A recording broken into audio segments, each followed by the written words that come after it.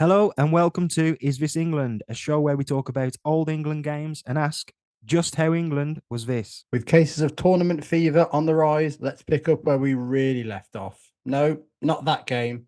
It's England v Denmark in the semi final of Euro 2020. Have you got your table booked?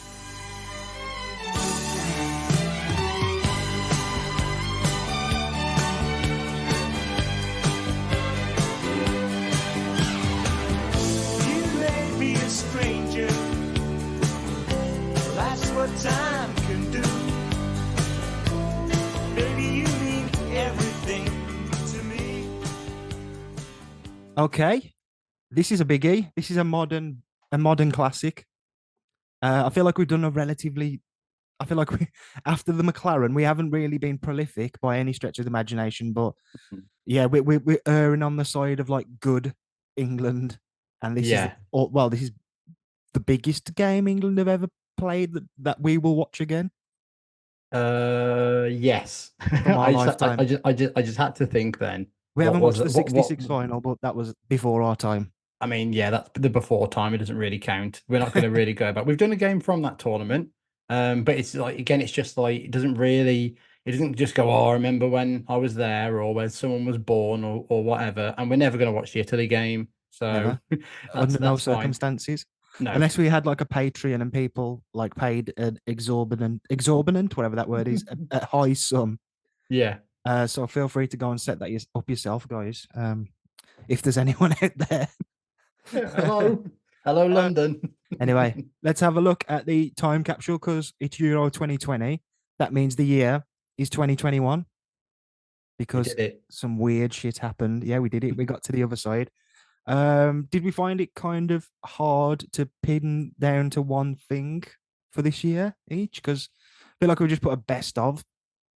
Yeah, there was a lot that was kind of going on really, and I looked at it and I thought, I wonder what. Yeah, it's hard. You put 2021 good things, and it's all just like, oh, this person broke up with this person, or Yeah, the person you've never heard released an album you've never heard in terms of like fake celebrities like Machine Gun Kelly or something, and you yeah, just go, what is all this? So I just went, well, what was I enjoying? And there was actually a load of good TV that came out this year. And I thought that was really good. It was some good music, but pretty much film was stopped just because people were just terrified of releasing something that would go into the ether and make yeah, no money. So all that stuff was being really held back, but Peter Jackson was not holding back, and he was locked away creating Get Back, and I'm putting Get Back into the time capsule. yeah. Still not finished it myself. Insane. It is insane. It's long though, isn't it? Like there is a Oh lot to yeah. watch, and it's a lot of the same. Like it's great. Like I've seen a good amount of it, but like, and there is a narrative, but it is those four in a room coming up with songs, which is brilliant. Just kind of hard to say, shall we watch that tonight instead of a cool drama or Yeah. something that you feel a bit involved in when you're a A- couple watching it. And I think as well, we found that as well. So if for people who don't know, it's like an insight into the life of the Beatles as they looked to start work on a new project. They'd kind of been through the heartthrob, biggest artist in the world phase. They'd also been through the experimental phase. And it was kind of like, what are they going to do next that was going to be so interesting about it? And they started off making like what was going to be a live show and a documentary that then turned into an album. Then they broke up. And it's like really just a great piece of work, firstly from Peter Jackson to make it look amazing, to line all the audio of like hundreds of hours, Yeah, and a task that he did something quite similar in a film called They Will Not Be Forgotten about about the I think it was the First World War, and that's an amazing piece as well. And it kind of then led him to this project, and we found it quite hard watching at the start in the first episode of like, yeah, this is nice and interesting and weird, sounds good, and it's just on in the background. And then before we knew it, we were just gripped by it. mm, And I was just finding myself going, this is fascinating. It is like four of at that time the most interesting people in the world. yeah, It's just you're in the room with them, yeah. It's and it's incredible. yeah, and I think yeah, I loved it. I thought it was an amazing piece of television. It's so unique because there's like you see so many documentaries about bands or genres or artists or whatever it's going to be. And there's nothing else quite there like this, just for the pure access to it too. So yeah, I, that's what I'm putting in. and I do love it for its its commitment to just being what it is. There's not like people coming in and going, "You got to remember the Beatles had never done anything like this before," and then just Yeah. taking bits of that footage, which would have been amazing anyway, but just letting it sit there and be what it is, amazing. Obviously worth a watch. Obviously worth me finishing. I'm a massive Beatles fan. Mm. Kind of like that. I know it's there that I can go back to. I'm a bit torn as to what to put in. Um, I think not necessarily for one major reason or another. I'm going to go with Squid Game. Yes. I mean, just because it was a proper cultural phenomenon, and I think Netflix has one of those every now and then. And I was thinking recently, when's going to be the next one? Because I feel like the last one was Squid Game, and then Baby Reindeer came out not long after. I Yeah. think it's taken that mantle. I haven't really prepared much in terms of Squid Game notes, and I haven't rewatched it since I watched it at the time. I didn't think much of it at the start, and then by the middle, I was like, "This is pretty good." And then by the back end, Mm. there were a couple of really, really good episodes. I know they're doing a second series, which should be. I mean, well, I have no expectations for that second series, to be fair. Yeah. And they've done like a real version, haven't they? In terms of like Less people murder. less murder, but yeah, people drop out and it's for money at the end. Really good show. But in there, just as a time capsule, as a bit of a it was that year, because I feel like it was a big deal that year. Yeah, definitely. And it was like it was such a strange thing because, like you say, Netflix every now and then they just have the biggest show in the world by accident almost, like, and they don't Yeah, even know when it's going to happen. it's They never the just ones cut. that try with. It's always at the fact they commission so much stuff, and then by the end of it, they're like, "Fuck, that worked." Order 3 seasons of that, and then by the time the second one comes out, we're like, "Yeah, gone. Yeah, like Like you had your chance." It they'll was like, pay "We like don't want anything from you. We're not paying anybody properly either." they'll pay like Jerry Seinfeld like 100 million to do a like a stand-up show that just comes and goes, or they'll like spend Didn't he loads of do money that on a film. fucking that awful film he did? It's I haven't seen it. The one about Pop Tarts, is it? Like Yeah. the formation of Pop Tarts. I mean, there is a scene in there where it's basically a Mad Men reunion. You've got John Hamm and Mm. I think his name's John Slattery, the guy who plays Roger Sterling, who's like the second biggest male character in Mad Men, and they're doing an advertising pitch almost as those characters, and I'm a bit like, it's good, but I don't want to look at older John Hamm being Don Yeah. Draper again. Like he was ridiculously handsome, and that was part of the Don Draper thing. Like that, and they left it at like his peak. He was still a cool guy. He Mm. kind of time had passed him by, but he was still the man. But yeah, I didn't want to see that. But back to the original point, they'll pay so much for stuff like that, or they'll put out a film and it just comes and goes, and then it's always the more interesting, creative stuff that captures people's attention. I mean, Squid Game probably cost a lot of money because of the sets and everything involved in it. But Baby Reindeer probably cost next to nothing in that regard. Yeah. And I look forward to the next one. Like you say, they do just have a big show come out to nowhere every now and then. And I wonder if they're just wasting the money on those bigger ticket items, or whether I think some that of the helps stuff they get make, subscribers in. it's just insane. What they think is going to work at times at Netflix because they just go, "Yeah, this is clearly going to be a hit," and it's just like, who is watching? I don't know, the Boss Baby films or something, and there's about a Yeah, million of them, and they're like, "Well, they're very good." So are yeah. they? Or are they just absolute muck that like people stick their kids in front of it? It keeps them quiet. Algorithm central, isn't it? Algorithm, absolutely, yeah. Right, let's leave all that. Come on, because there's something we're going to talk about that defies an algorithm, and it's England playing in a semi-final of a major tournament. So why this game then, England versus Denmark? We chose this because England are playing Denmark at the upcoming Euros. Actually, I think it's the second of three group games. We'll go into it a bit more as we progress, but kind of Denmark were on the up at this point, just in terms of. I think they had a really good qualifying. Hmm. I could be wrong. I could be wrong. But the tournament, they seem to just get stronger and stronger. Um, and then when you look at this year, it's like, what what are they going to? Are they still this team who got to the semi final? Have they kicked on? Have they got worse? Who knows? It's hard, isn't it? Because I remember when we did when we had the lead up to the World Cup, 18 months ago, or whatever it was. And I definitely thought Denmark would do well at that tournament. I don't think they even made it out the group stage. And it was just like, fuck, they've accidentally not qualified.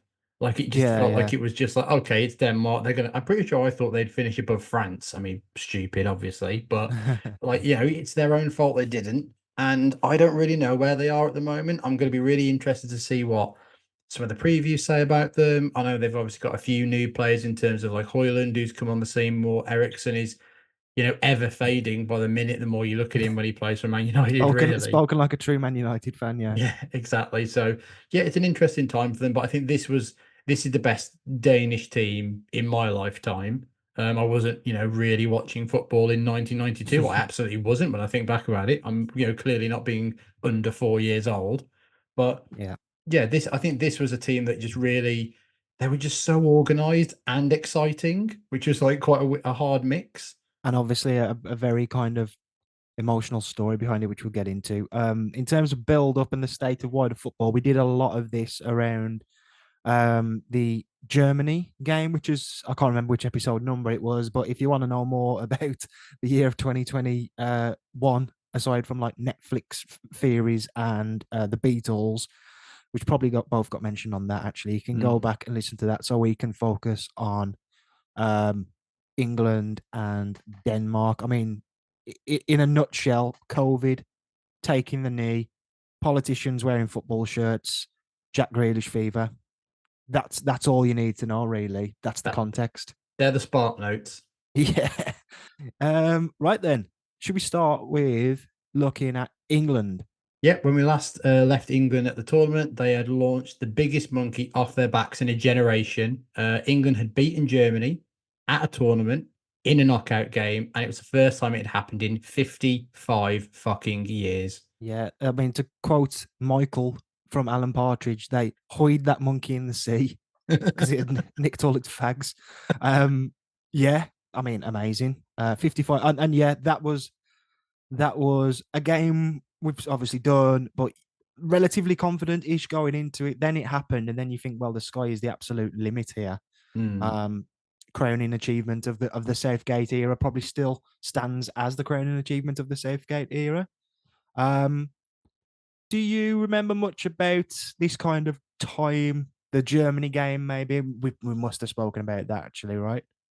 Yeah, the Germany game itself, I remember just being maybe the nervous I've ever been going into watching an England game, just in terms of like not thinking that they couldn't win or anything would happen, but just thinking like this is the time they've got to beat Germany because they were so even. It was in England, and yeah, like I say, just horrible nerves. But it was just the best time following England and watching them really. Even though I think we said it a million times on there, it was after the pandemic, we were all kind of coming out into the sun as well, and it just felt like things were a bit more possible, really, and especially with the England team doing well and beating Germany, that can't be, underestimated. And the thing I'll probably remember more about the game is that Thomas Muller finish.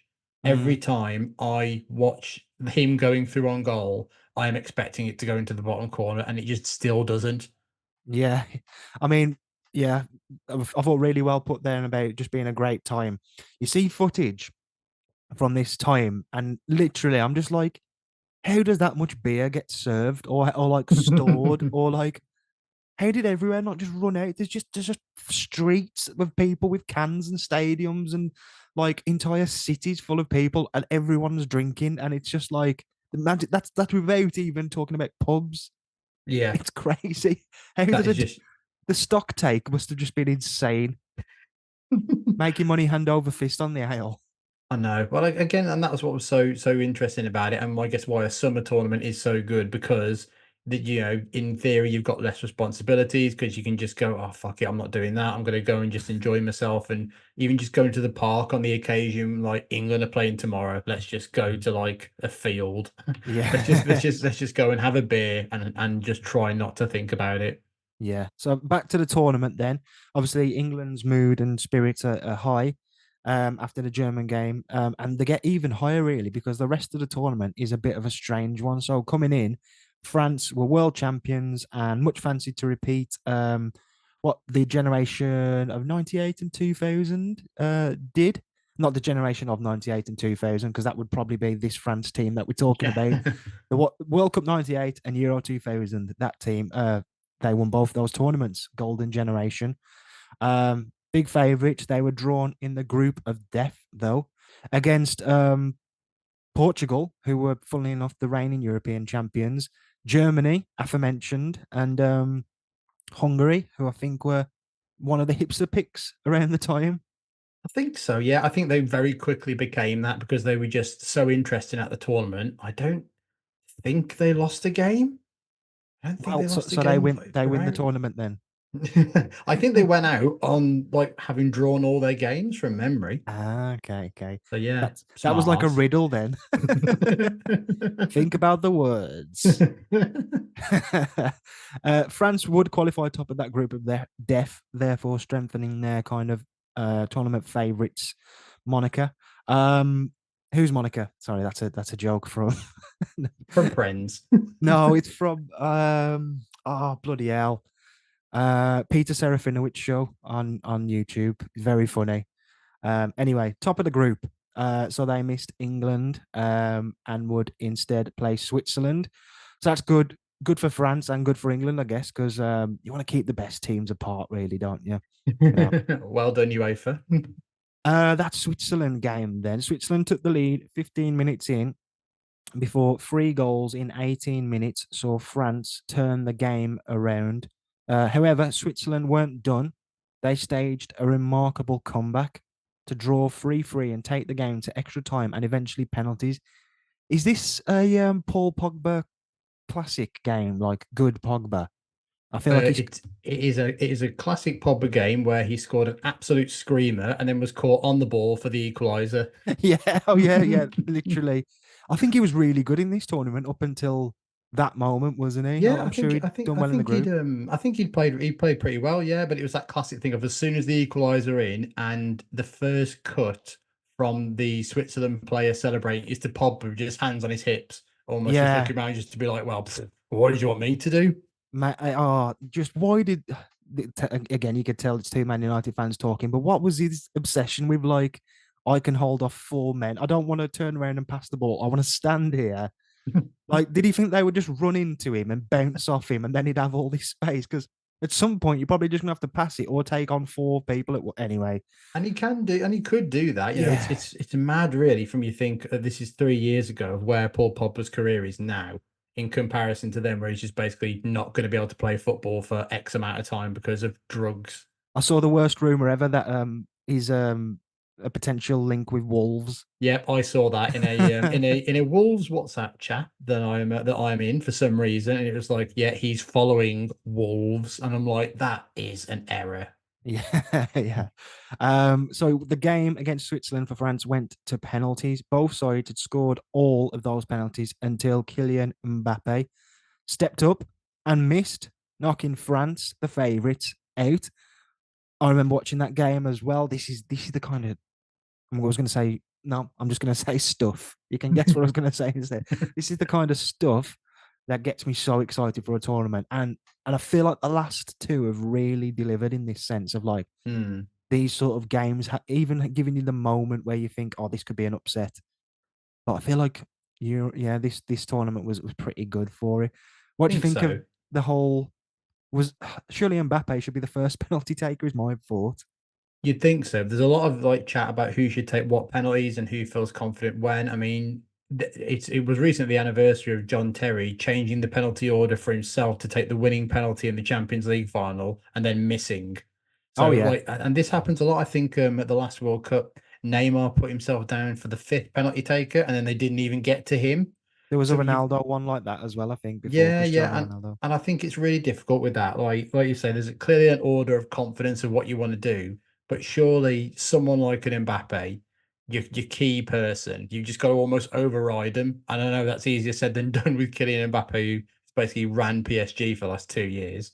Yeah, yeah. So yeah, I would have been delighted to have seen that game, and because England were playing Germany the next day, we were like, oh, now Germany, who aren't at their best, are one of the best teams left in the tournament, except for us. Hmm. So what's the potential if we get past them? On the same day as that epic France Switzerland game, Spain played Croatia. I don't actually remember this game, but the score's 5-3 to Yep, Spain. I remember this. We were at Lizzie's parents. I think we were dog sitting or something like that, and we were working from home for the day. And I think this was like would have been the earlier game, so I just stuck this on in the background, and it, like you said, it went 5-3, and I was just like, "What the fuck is going on here?" Yeah. And it's one of the best games ever at a tournament. On like capping off one of the best days of football ever at a tournament as well. I know you say you can't remember it, but take my word for it, 5-3 was good. Looking at the Spain scorers, Pablo Sarabia. I mean, doesn't he play for Wolves, Wolves now? yeah. Azpilicueta, who's like, I think retired or he's definitely left Chelsea. Uh, I think he's at like Atletico Madrid or something. And again, they hoover up yeah. these kind of people, don't they? Ferran Torres, who's a money laundering scheme.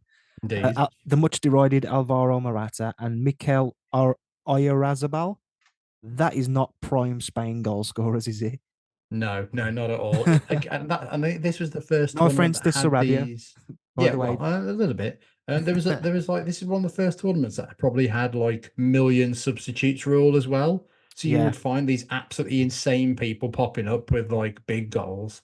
yeah. Spain go through then, and they would play Switzerland. Also taken to penalties again. Yeah, I feel like I remember the Switzerland keeper being a bit of a story, Character. a character, maybe. Yeah, I think he'd played against Man United in a Europa League game, and it got to stop the Man United talk. But when you're talking about elite football, it's gonna come up. The Swiss keeper will happen. 4 of the first 6 penalties in that game missed. Spain would go through though, just through being, slightly better or less shit than Switzerland. Let's have a look kind of elsewhere in the tournament then. Reigning champions Portugal, that's probably a good place to look next. But they were also out in the first knockout round thanks to Belgium. Do you want to talk a little about Belgium and this kind of elimination?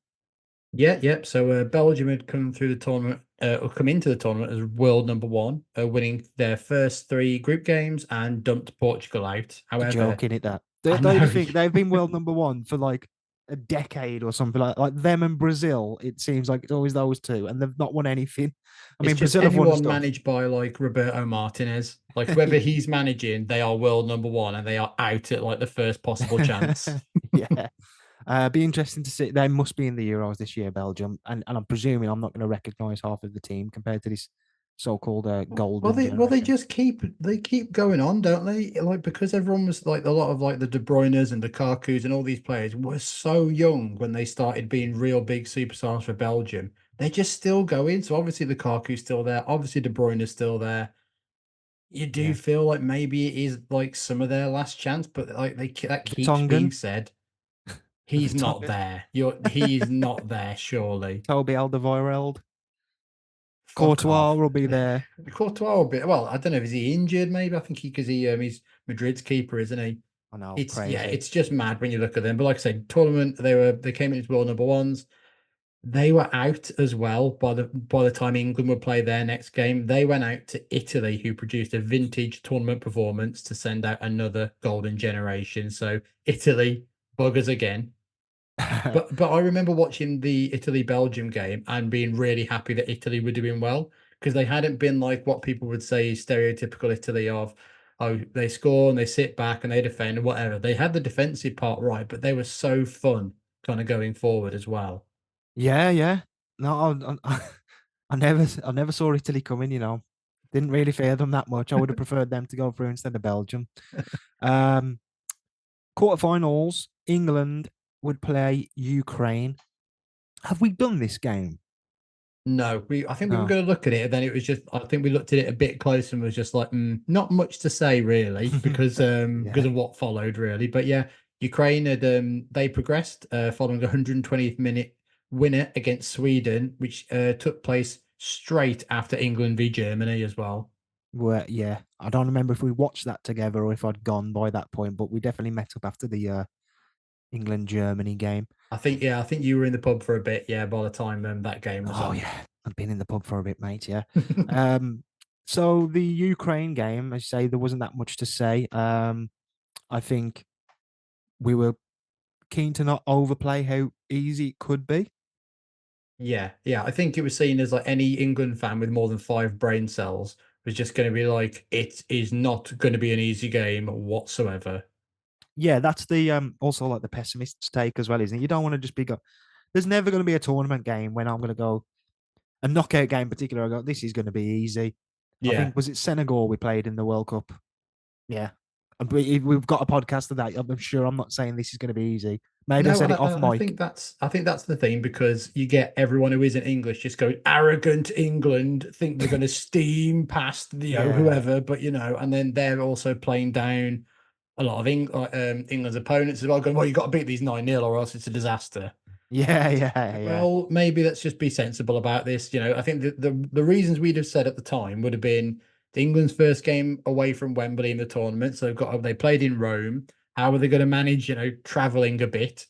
Could they break down determined Ukraine, who showed steel against Sweden when they weren't the favourites as well? And it was like, okay, ready. I remember being quite tense for this game, just like the worry of it. And I think we were on holiday in Wales. I think we'd been to pick up some cans and got a pizza. Literally got back into our hotel room, turned it on, and it was kick off. And I was like, "Yep, my psychopathic worry about timing has worked." That's brilliant. I was at the village in Moseley. They had put a big screen up in their car park there and put loads of tables out. There was a game on before. Was that the Belgium Italy game, maybe? Or is it Spain? Or I can't even remember. But anyway, regardless, very much a good memory, this game, for the obvious Mm. reason, as well as there were just insane, insane rain showers like just before kickoff. And the car park was basically just, no, it doesn't have to be completely flat. Most car parks probably aren't, but it By all kind, law, it does not have to be flat.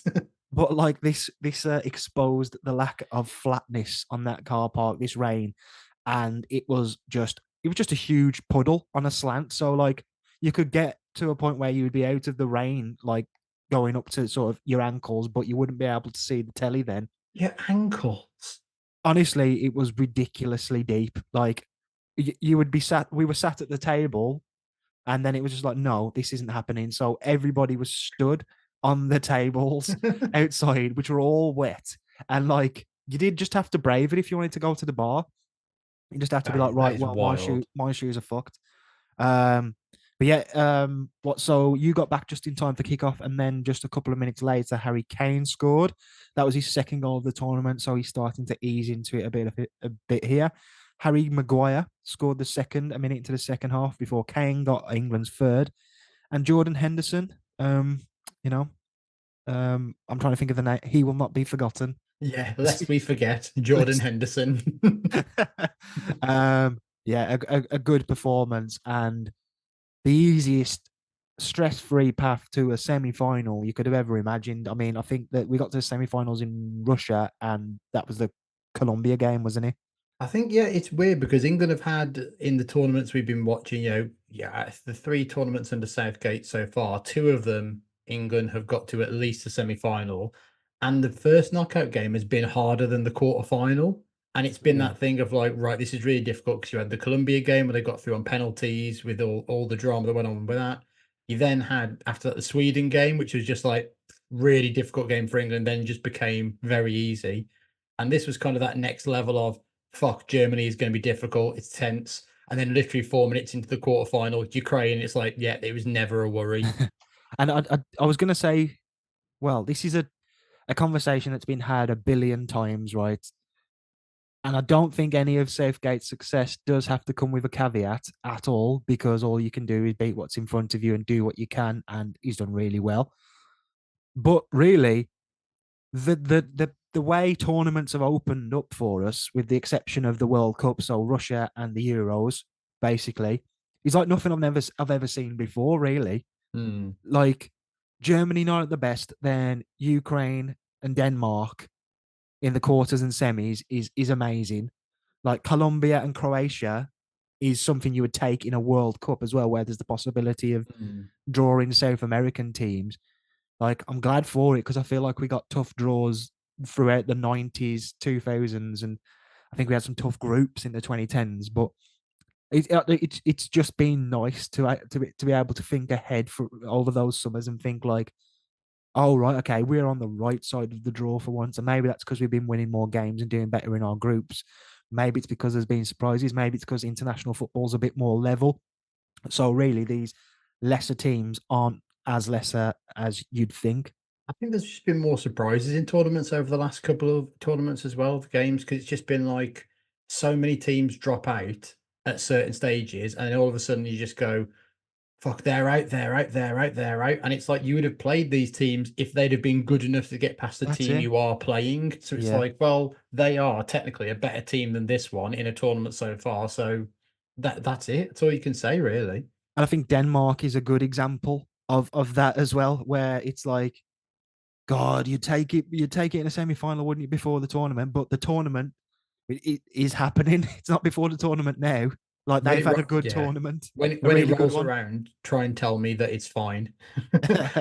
Yeah, let's have a look at Denmark then. Yeah, we mentioned Denmark's qualification for Euro 2020. They finished actually a point behind Switzerland, but went through automatically because a million teams did.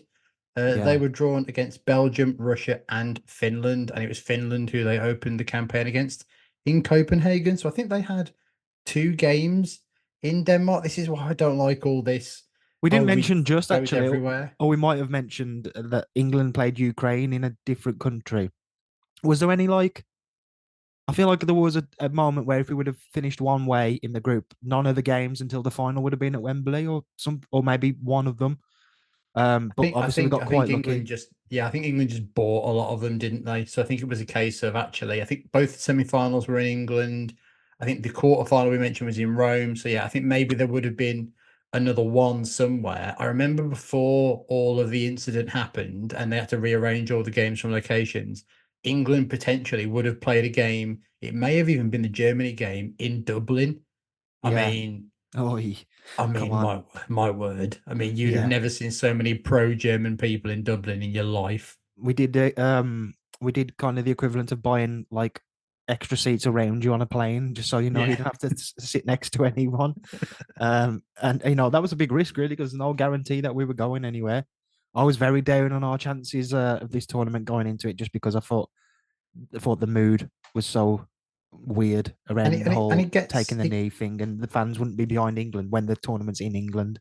yeah, and obviously the COVID stuff, so you never know how that was going to happen. And before the last tournament, there was obviously all the crap about in the for Qatar 2022. It was all obviously the Qatar stuff, but Yeah. then just the England team was seemingly on the down, and it was like the most ever kind of negativity around Southgate. I think like going into this one, it's everyone just feels a bit calmer. Maybe like in a month's time when we get to the tournament, it's going to feel a bit different. But it just feels like everyone's going, okay, all right, just Mhm. let's just be sensible now. Don't let's just not go There's still time. painting ourselves white and red just yet. The Or politicians have like, got time to get involved yet. oh, can you imagine with the election coming up, like the absolute sleaze that is going to be coming out Just in terms of like. Yeah, Keir Starmer just punching Rishi Sunak to get a photo of Jack Grealish. Get it the fucking way, Sunak. You little pipsqueak. Yeah, yeah. I always thought he was quite tall.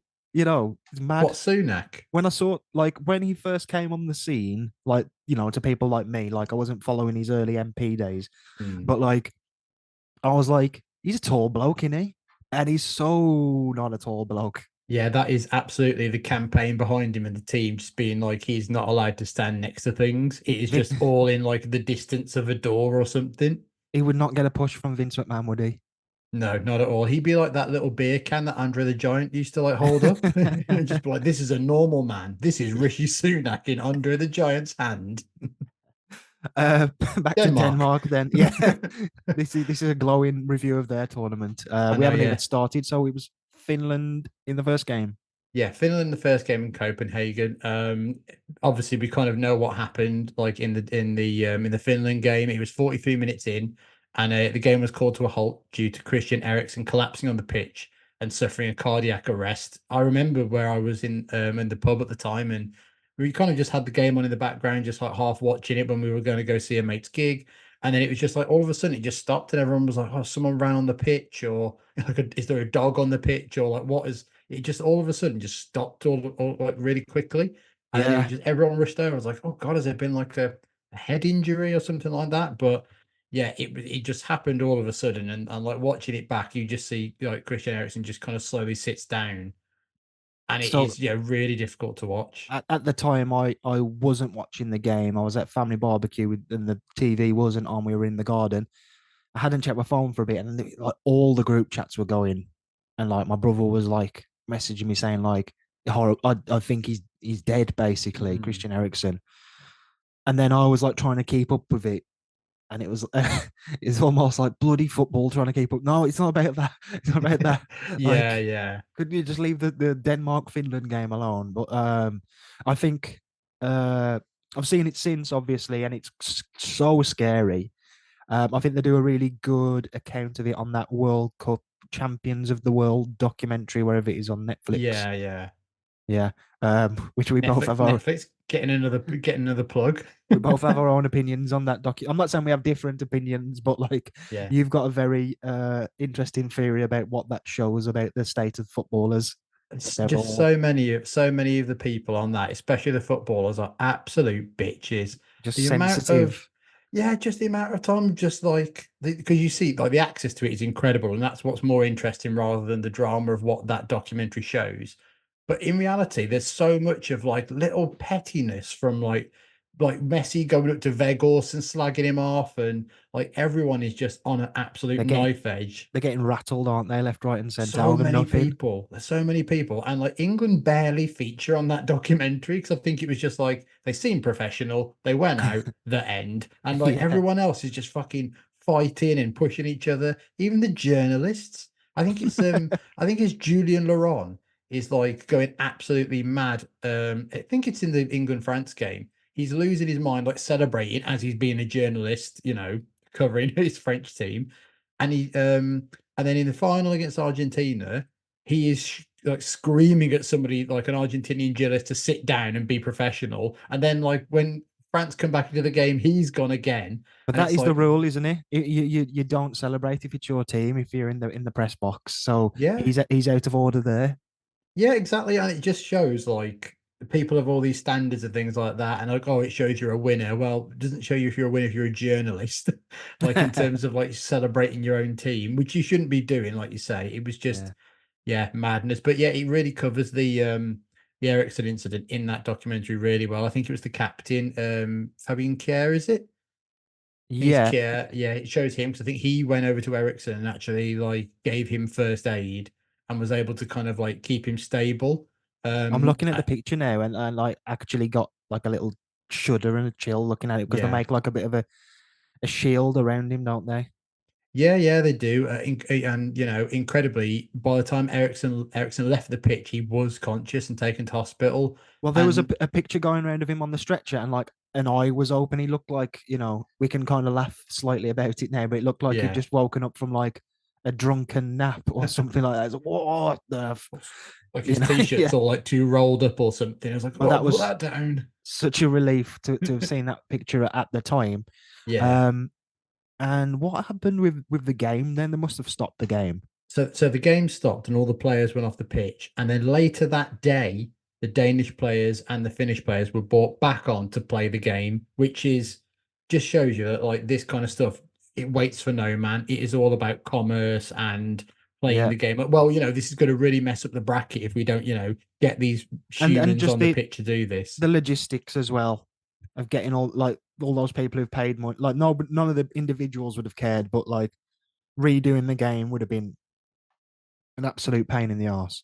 It would have But been, but then it's again, still like, exceptional what's the best? circumstances. Yeah, what's the best thing like here? If you're like your group of friends, if you were at work and someone had a heart attack, like it's probably just like, okay, probably everyone go home. Like Just you don't send people home and it's 7 o'clock. Go get back here.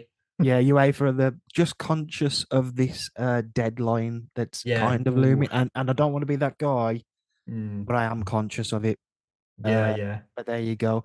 So the replay, well, they didn't replay. They continued the game, and Finland win. Yeah, Denmark miss a late penalty in that game as well. Insane, absolutely insane. But the story after here gets a lot more kind of positive, really. I think the next game's against Belgium. yeah. I mean, it wouldn't be positive straight away. I mean, it starts well. 2 minutes in, Denmark take the lead. Great. But Belgium do what they do in a group stage and they come back and they absolutely thwack Denmark. So and a miracle is needed for Denmark to qualify for the knockout stage. And Denmark were determined to play their part on the final day of their group. And they were cheered on by their home crowd. They were back in Copenhagen and they blew Russia away. They were leading 2-1 and needed Belgium to do them a favour against Finland, which they did, taking the lead in the 74th minute. And then Andreas Christensen scored an emotional screamer to put the Danes 3-1 up. And then Pedersen scored a fourth, sealing the margin of win Denmark required to qualify for the knockout stages. I remember watching the Finland Belgium games. It was like, well, this has to go well for Denmark for them to be able to do anything. So I had that game on. And then as soon as it like, okay, Belgium are doing their bit, what's Denmark up to? And I think I flicked over as the third went in, and it was just amazing. And the goal from Christensen's brilliant. The scenes were fantastic. And I think that like they went through maybe as like one of the third place teams or something like that. And it just goes to Okay. show you that the expanded Euros format, yeah, there are less dead rubber games in group stages now in this kind of format. And the previous Euros, we'd seen quite a few poor games where teams just hadn't gone for it. They wanted to just stay in it as long as possible.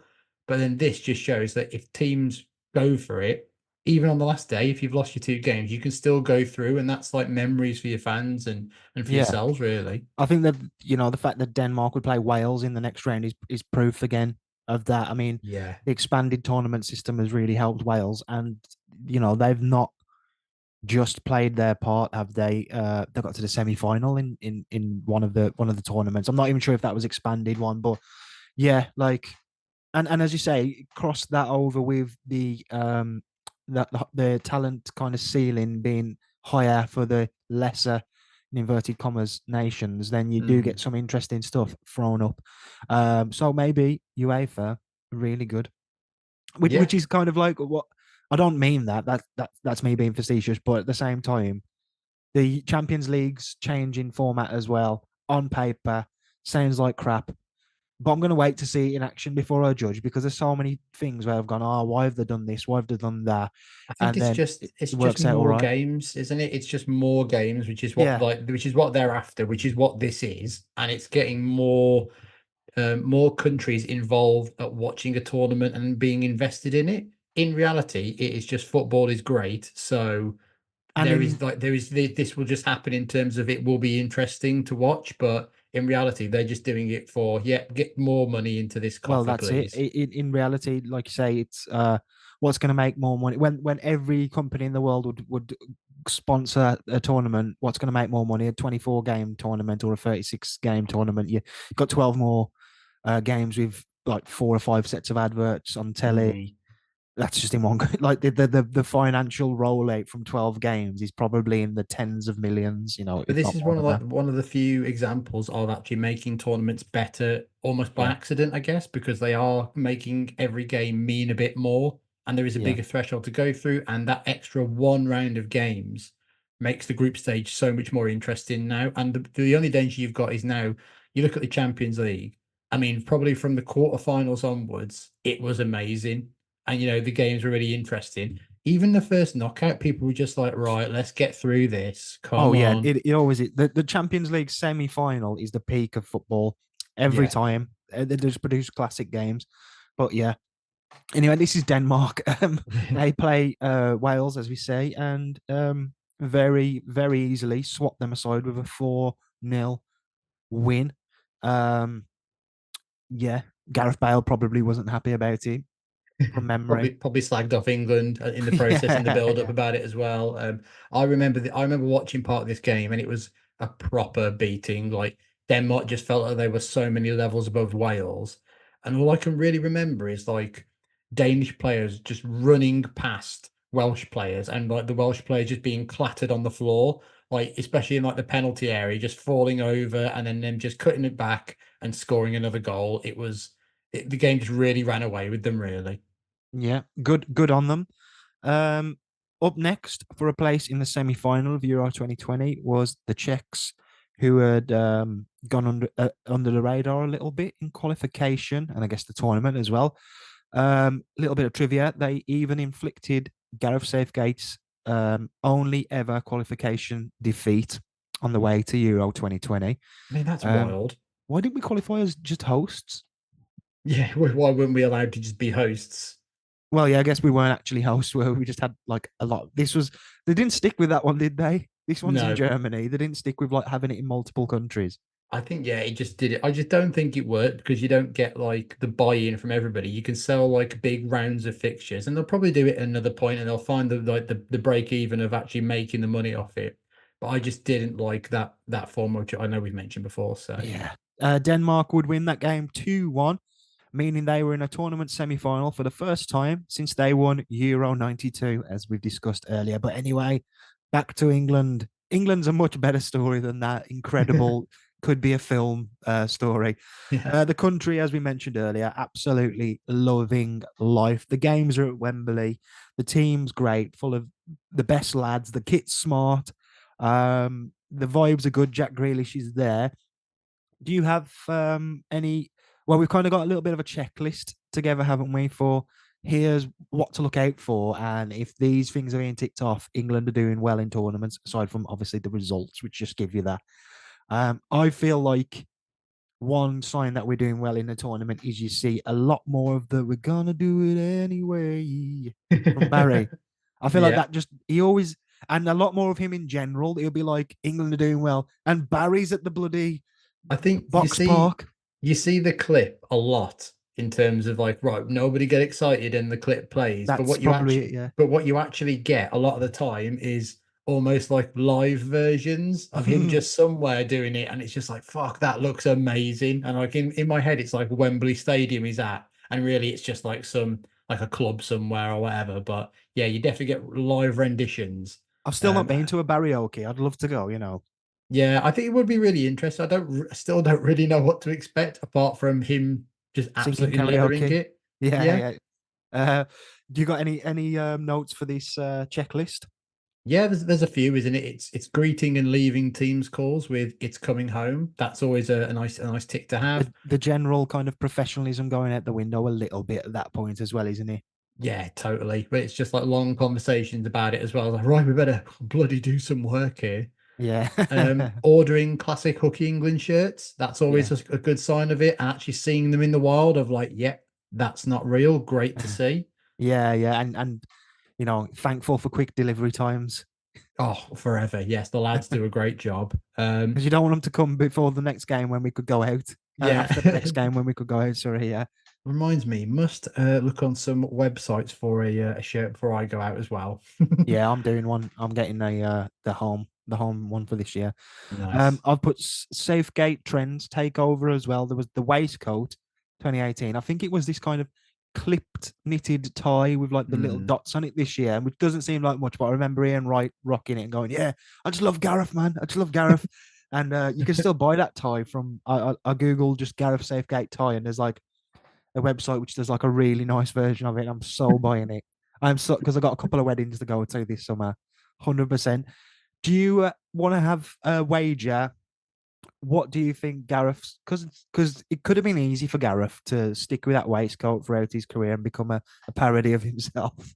But he hasn't. He's gone for the tie. I think last time it was that M&S kind of I mean, that was probably the most stylish he's done, but it was like a kind of almost like a Larry David style top and then like a bit of a black Yeah. blazer over the top. I'm gonna guess uh I'm gonna guess sovereign ring. I reckon we'll see him like just rubbing his hands like that on the camera and he'll have a big sovereign this summer. XL Bully. It does not get more England than that on a You lead. imagine him bringing it out on the pitch like it's fucking Matilda or something. Yeah. Or off a lead. Yeah. Well, Arsenal Oh got a dog yeah. this year, didn't they? And he did them all right. They did pretty well. Oh, I didn't know about that. No, no. The team, I think there was a, I think there were, I could be wrong with this, but either way, they definitely had a dog. There was a dog in the area. But I think it like kind of was a stray dog that just I like think I'm attached remembering itself to the this. Yeah. team on like pre-season, and they brought it back obviously because Mikel Arteta's a fucking nut job, Yeah. and yeah, so you could see Saka like riding a XL bully into the pool. That's your guess. Let's hope so. Yeah, I What want el- to. I would definitely want to see that. what else have we got? Never-ending TV adverts. Well, they're adverts for TVs on TV, but Yeah. like the company have clearly not got the rights for any England player who's at the tournament. So it's like this year it'll be like Marcus Rashford, and they'll have like a blank white kit on, and they'll Yeah. like he'll be slow-mo scoring an overhead kick in something that looks like the Harry Potter Quidditch Stadium. It's just like abysmal like advert, and it is always on. Yeah, yeah, 100%. TVs are so cheap these days, like compared to like how everything else has gone up Hmm. at the cost of everything. Like a good, you can get like a really good TV for way less than I think. Well, I'm just saying, keep your Less eyes than a peeled. phone or something. Gap in the, yeah, exactly. One more from me, I guess, is, and this is just because it's summer, but I feel like there's always a link between like massive stadium gigs and Hmm. and the football. You'd be like, oh, England Thursday, Red Hot Chili Peppers on Saturday, sort of thing, and it just enhances the vibes, man. Yeah, it's like something like, oh, who's in town today? Like if you live in like a major city, it's got a stadium or like a massive arena or something. Like I live quite near an arena in Birmingham, and I always do love like walking past on certain days and just being like, oh, the line's big. And you know, kind of have to like eye up who the crowd is. Like, right, Yeah, it's quite old people in band shirts who look like they listen to Absolute Radio. Could be anybody, and you're could like, be the oh, Kaiser Black Sabbath Chiefs. were on last night. Yeah, back seven. We both went quite different there. One key feature of this tournament was getting pinged. That was a Yeah. you know, it was a little extra element of risk, wasn't it? As you go further into the tournament, the risk of pinging for a big game, which basically was a COVID app telling you all our phones are talking to each other or something, and you've been around somebody who's got COVID now, so you might have it. I actually, we hadn't seen each other since before COVID, ahead of Hmm. the Scotland game in the group Yes. stages of this tournament, and like in the hours before, I got pinged, and I was like, just I because it was a remember Friday this. night, England's got like. I was so buzzing to go down the pub and watch that game, and it was an awful game, Yeah. but it was a really good night. So I did get in despite being pinged. I remember flashing. I don't, somebody was just like, just show them your phone. They don't care. Just put your phone at them. And in my stupid brain, I was like, oh, I can't just show them a black screen with nothing on there on my background. So I just got LinkedIn up. So, look, I might have COVID, but I'm a respectable man, sir. I've got a professional life. Look at me in a shirt and tie here in a very professional manner. I can't have COVID. I'm respectable. Yeah, still got in. That worked a treat. Pinged Um, LinkedIn. Yeah. Let's Pinged have a look in. then back at the team aside from the experience. So we're maybe looking at the players themselves now. So growing into the tournament, I think is the theme. Like you say, that Scotland game wasn't incredible. That was the second group game, but after Germany, anything's possible. Defense was a big feature of this tournament for England, huge actually. And I think a big part of that, huge actually, is Harry Maguire, who, similar to this tournament, is going to be, well, he came into it off an injury and not playing for Man United, right? This could have even been bad form, then injury, then straight into the tournament for England. I think it was from memory. This was Maguire when he was in a very good period for Man United from memory because Oh, it was, He missed the Europa yeah. League final, and it was just like, what are they going to do without him for that final? Which is mental to think. Like now, again, we've both been fans of Maguire in terms of a lot of things, and he's been through a lot, and has been a big sign of derision. But I feel like whenever a tournament like rolls around, all of England just go, bloody Harry, yeah, get up there, Maguire. Like people Well, just love him, and I I've think it's never quite kind of, understood why. oh, I don't, well, because he's big, Harry Maguire, with a big slab head. He If kind Jamie of, Vardy had never have called him Slabhead, yeah, would the maybe love be not. the same? Or would he be more respected for his England performances?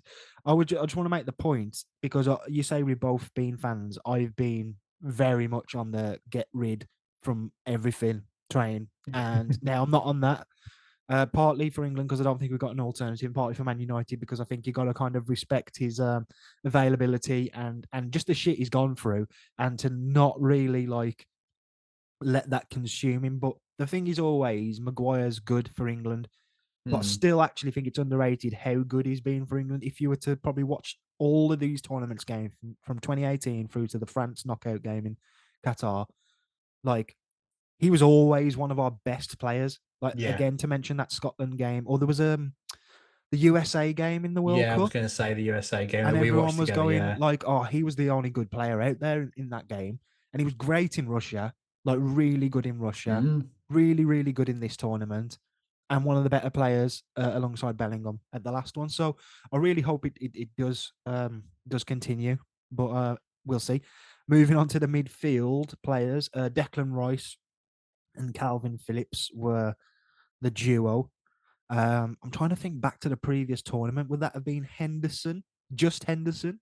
Henderson, Lingard, and Dele Alli. So obviously Lingard and Dele Alli drop out just through form and difficulties they had as well. Henderson being relegated to the bench, and Rice really coming forward as a glamorous ball playing midfielder, but also strong, calm on the ball as well. And Phillips next to him, he's like surprise starter, but in every way that Rice's game may not have been as physical as his, or his passing range is a bit better, but a bit more erratic maybe.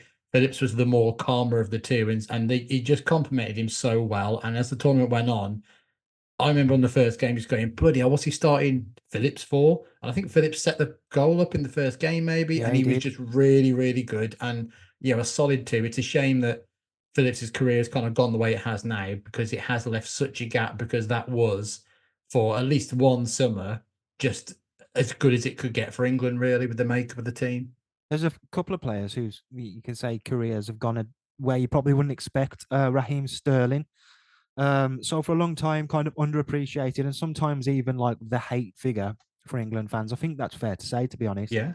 It was always you've got to find somebody who can put the ball in the back of the net rather than him, like especially in Russia. And I was just I maintain he was our best player in that tournament. And but you know it's helped by the fact that Harry Kane won the Golden Boot, so there was somebody getting the goals. But Raheem had stepped up, finally added goals to his game, scored three, and set up another in his five starts. Just a little point I wanted to make on that. As I say, I feel like he was probably our best player because, I just said all that about Maguire, but I think if an attacking player is really good and a defensive player is really good and you're winning, you're going to say the attacking one's the better player. You just kind of Mhm. are. I really miss him for England, and there's no reason why he shouldn't still be playing. Um, just taking his age at face Yeah, value. yeah. Um, we definitely got like very, very, very talented replacements for him. But the point I wanted to make is I think in this Euros, and this game is a continuation of that, the one we're going to cover.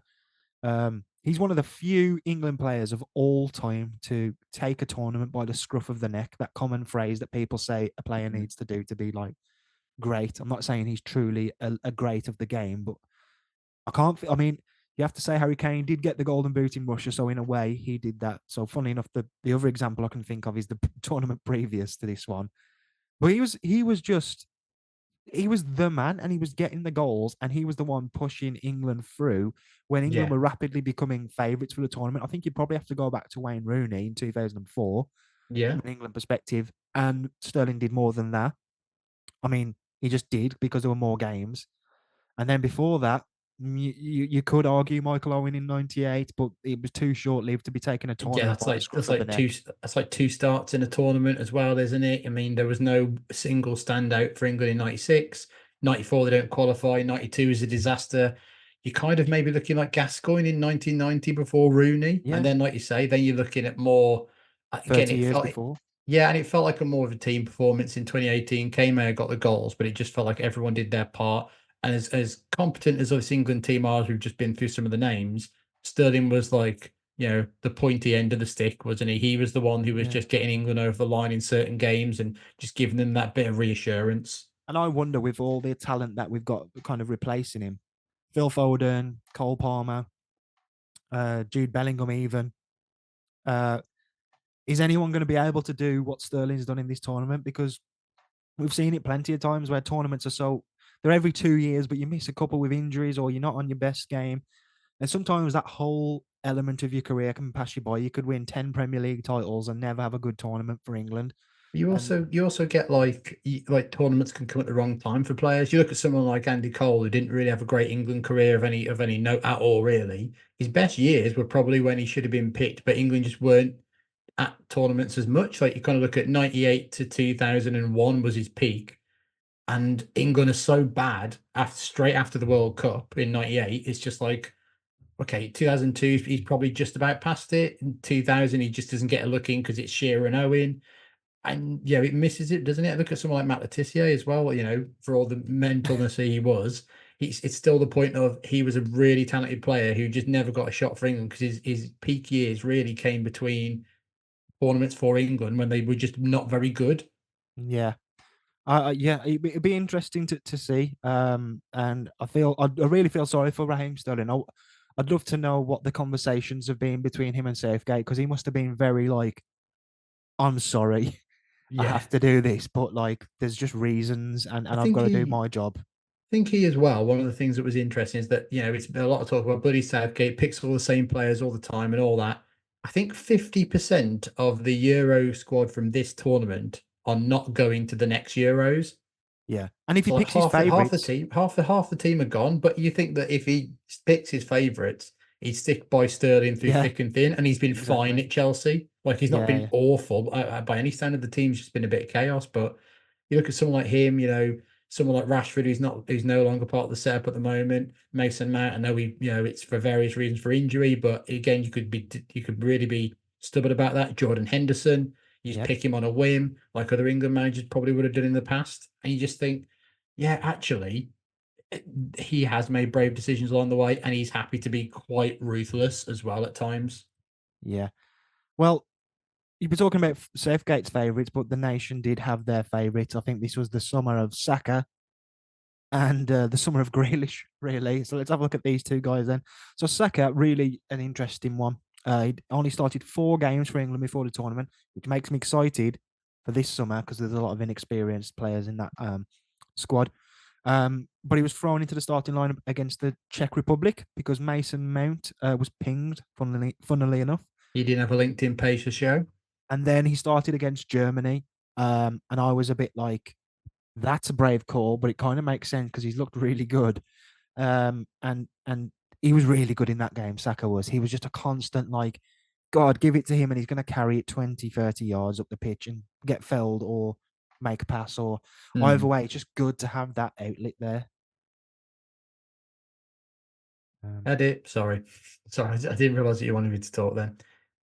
hang on. Yeah, I think so. He really impressed in that game, and it was fine to see him just kind of grow into the tournament as well. Like there'll be someone this tournament that will get into that lineup. You just go, bloody hell, they didn't even start. Like to me, that's probably going to be Cole Palmer, and it could even be at the expense of Saka. I think we've mentioned previously has kind of had a bit of an injury problem going into the tournament, and yeah, just hugely impressed with him. And even just like it was this year's antics where I think previously it was Harry Maguire who was like on a horse or something in the pools. Yeah, And then yeah, this year it was like the year of the inflatables because I think you had Declan Rice doing like edge spears to a crocodile or something into the pool, and then you had you obviously had Bukayo Saka as well, kind of on a unicorn inflatable, and it was like campaign to be on the front of a bat on the of a stamp. yeah. Any other time, Saka's the man, the nation's sweetheart, but he had no chance this summer because coming in at number one by a long distance, the big dog, the head of the table, the man whose name elicited the kind of response once reserved for Stone Cold Steve Austin, Elvis Presley, and maybe nobody else other than those two kingpins. It's Jack Grealish. He was the man of the summer, and we spoke a lot about Grealish fever and continue to do so. But unless he's the man who wins England the tournament this summer and does one of his famous parties that go on for weeks, it's never going to be matched, is it?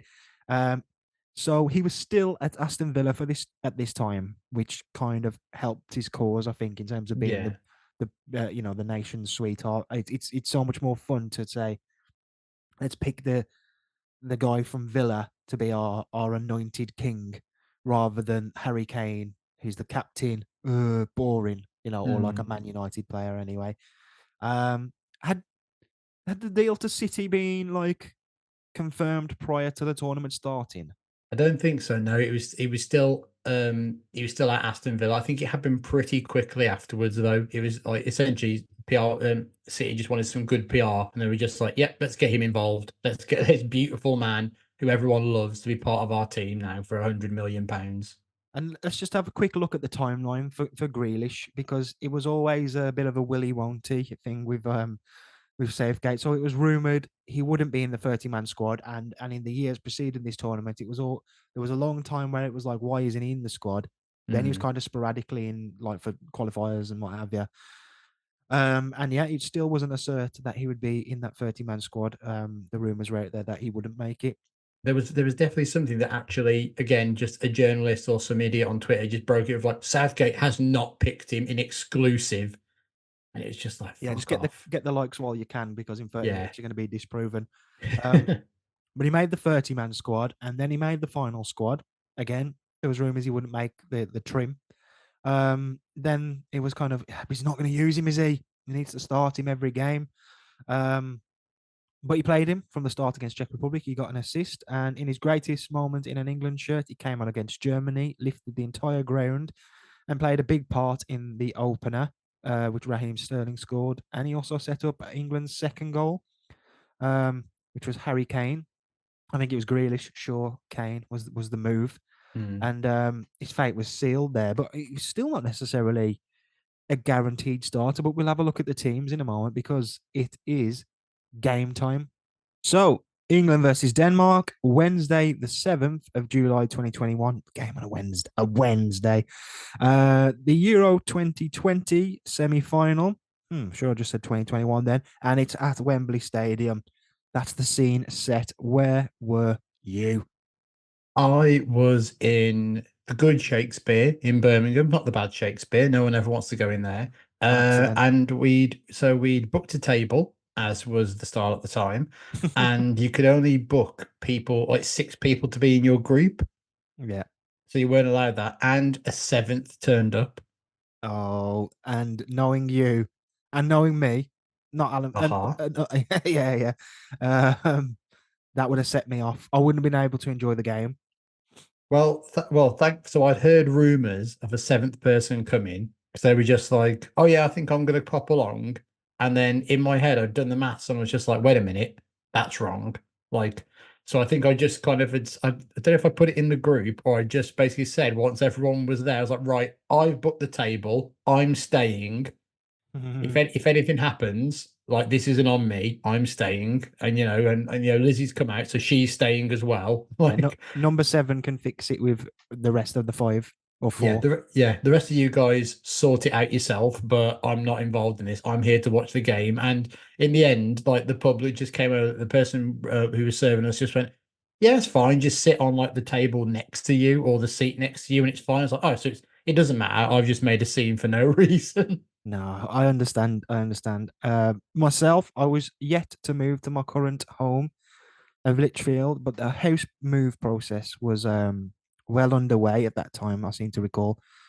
So I visited my friend who already lived in Litchfield, um, scope out the place, catch up with a friend. I was trying to do the see every group of mates for each game as we went through. Um, and we went to, I mean, what is comfortably in the top 3 worst pubs in the city.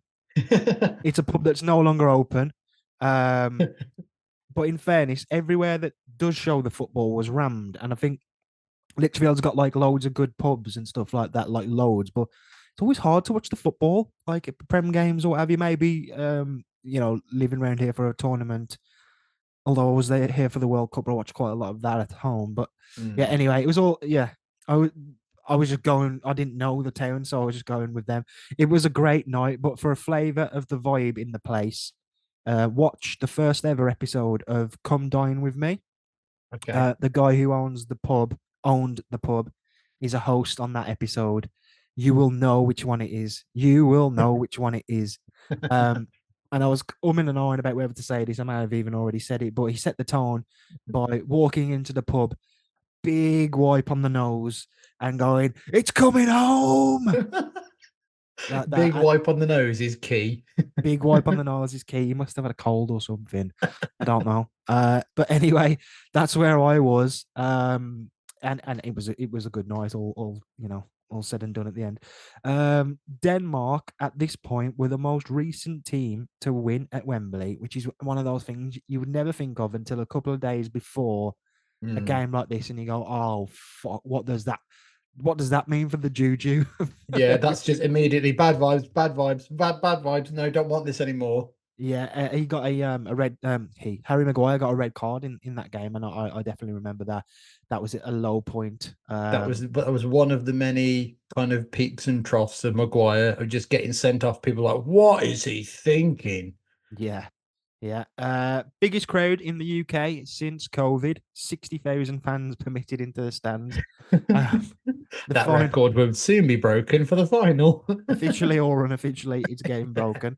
Lots The of bodies were there. Okay. The England lineup was Jordan Pickford, Kyle Walker, John Stones, Harry Maguire, Luke Shaw, Calvin Phillips, and Declan Rice, with Saka, Mount, and Sterling playing behind Kane. A bit of a shuffling of the pack. Back four, I think, was played in the opening three games, and then once we got to serious business, I think it was to a back five for a bit, and then I think maybe the form of Saka kind of meant uh, we just got to play a certain way because he kind of became a must start. It, And, it was and it was it was really weird amongst this time as well because you had like out of nowhere Sancho just played a game and you were mm, just and it was just like okay he's bringing him in for a certain game why yeah, like he'd had no involvement in the tournament like the other players are playing well maybe Saka had got like a knock or something going into the Ukraine game. But yeah, Sancho just started that game, was fine, and just kind of mm, blazed over me what had happened. But yeah, he shuffles the pack a little bit, and Mason Mount kind of keeps his place from the Ukraine game after he'd been out of the team for a little while. And this is definitely the first time I remember the Mason Mount equals teacher's pet being an actual thing and not just thing like people on Twitter said. oh, so you started to believe it might be a bit true. Yeah, I think so. Just because it wasn't as blindingly obvious what he did, like It's compared to like, well, Grealish gets the ball and runs, and we all cheer. Like it's it wasn't insane that.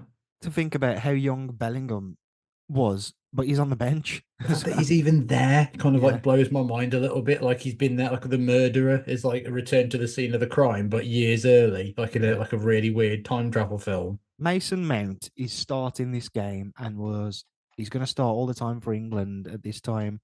He's 25 now. He's nowhere near the squad.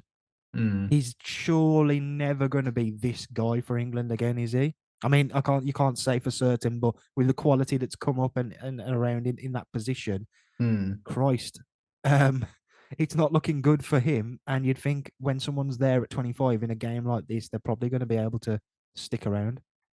Yeah, you think so. I think it's just there's lots of reasons probably why he's dropped off. But yeah, it was a really odd time. He was just still playing, and then you still had Phil Foden, who had started another tournament. Well, his first start in a tournament for England, but then he obviously started the World Cup, and he kind of was in and out of the other side as well. But he's available for the first time here following the Scotland game. So he'd actually been out with injury for a little while and hadn't really impressed in the games he played for I England mean, as well, and he'd come back with Gaza haircut, so automatic ban. no, no. The guy's ahead. That No. was that was one of the best things about that. I loved seeing Foden with that. I will add.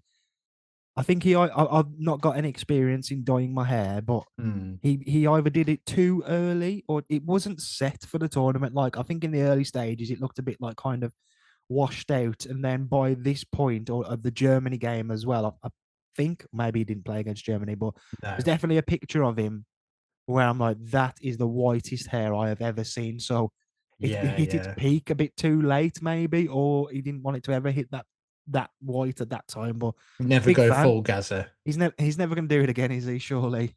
No, I It's a know bit he's of he's he's kind of already too mature to be dicking around with that. Like he'll just have a bit of a pattern in his hair, maybe. But yeah. I think the hair era for footballers is coming to an end a little bit. the hair era. Like it was all about like I don't know. I feel like for a while they were going, "Oh, this is the haircut for like this tournament or stuff like. I'm thinking of Pogba, obviously, but I I was think going to others say, did is it it. just because of out of respect for Paul Pogba's career being over, everyone's just gone, okay, we've had our fun, I no just more like to hair. say I have no respect for Paul Pogba's career. No, I do. Of course, I do. You've got the unenviable task of listing the Denmark starting 11. Absolutely, yeah. So you've got Schmeichel in goal, and then a back three of Christensen, Kjaer, and Vestergaard, and then a midfield of Larsen, Højbjerg, Delaney, and Mal, and then Brathwaite, Dahlberg, and Damsgaard up front. So a steady looking, solid, dependable, all those kind of words that you want to use for a Denmark team. And they hadn't really had many like real standouts into the tournament. The only one you could probably say is Damsgaard, maybe.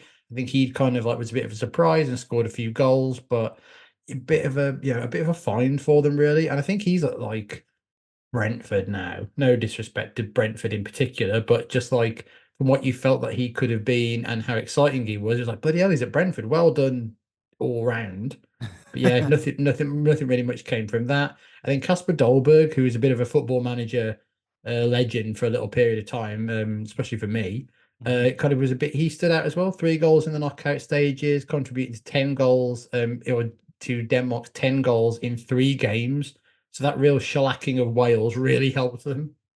Yeah, pumping up the numbers. Let's move forward to the coverage then to get a bit of atmosphere of the stadium at the time. Sweet Caroline, as was the trend at the time, as you say.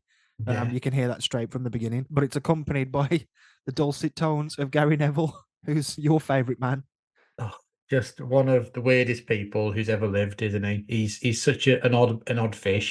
So the coverage started, and you can hear Sweet Caroline in the background, and the ITV. I think yeah, it's ITV. It's the comms clearly like I just wanted to play that, and in the back bit you could hear like just this I'm loving noise. this. Yeah, like but he clearly doesn't know his mic is on. Like Yeah. I mean this is like the Oh, better version he of like a knows that he's Keys and in. Grays. He knows that he's in earshot of a microphone, though. Oh yeah, he They're all does. up for it in the tournament. The old England boys. Yeah, but the fact that he must know that's not good TV of just hearing his squeal in the background. And it's just Mm. like he's got the worst voice in England. Yeah, yeah. It's It's like really squeaky. like when he's not on TV at this point, which he's not, but it's more like just wobbly and never seems in tune, always sounds like it's breaking. It's just like no good. And he is accidentally all over this game, even though he's not really like supposed to be part of it. As of course is Sam Matterface, Oh. ITV, and yeah, we are so and this is something. If my ill thought out haircut theory isn't true that they're on the decline, the one thing that's definitely still on the ascension is commentators making it all about themselves and reciting poetry and Mm. coming up with like it won't be long until somebody raps. And I've just thought of this on the spot. My name's Harry Kane, and I've scored against Spain. You know what I mean? Yeah, yeah. Yeah, It's too much. Like you see that like the who's the guy that does the works for Sky now, and everyone kind of loved him, and then all of a sudden like he got like 5 games into the season, it was like, oh, not him again. Like he yeah. does all the Isn't it does it that? all with like Carragher and Neville, Is it Peter Drury? Peter Drury, that's it. So Peter He does my Drury, fucking head in. exactly, Honestly, but yeah. but when it was At the like start of announced the that season, yeah, yeah, yeah, I was like, this is brilliant. I was like, what a great idea to bring him back. And now I'm yeah, like, mate, you're m- insane. Like, what are you mute. talking about? You are Yeah, on mute now. I'm yeah. Oh playing my god. music over the top of this.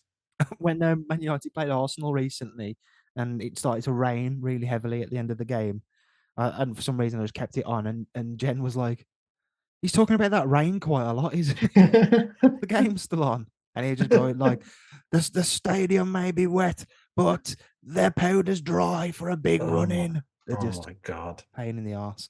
It's Um, yeah, or awful and Matterface is at the absolute front of that, in my opinion. Just these awful analogies of the journey the fans are watching, about to go on.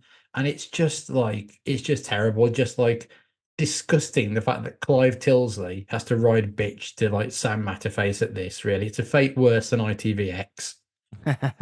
there is no worse of fate. No. Um, National anthems. I made a quick observation that I feel like Denmark's national anthem has cribbed some of the melody, or probably the opposite of this from Bridge Over Troubled Water. There was definitely a moment in Okay. there where I was like, "Is Paul Simon gonna come out here?" Which would have been great. That'd have been sick. Yeah, I like that. uh, big old classic England vibes of bit out of time, um, and just yeah, not great, but like Hmm. a lot of passion in there, as was the style again.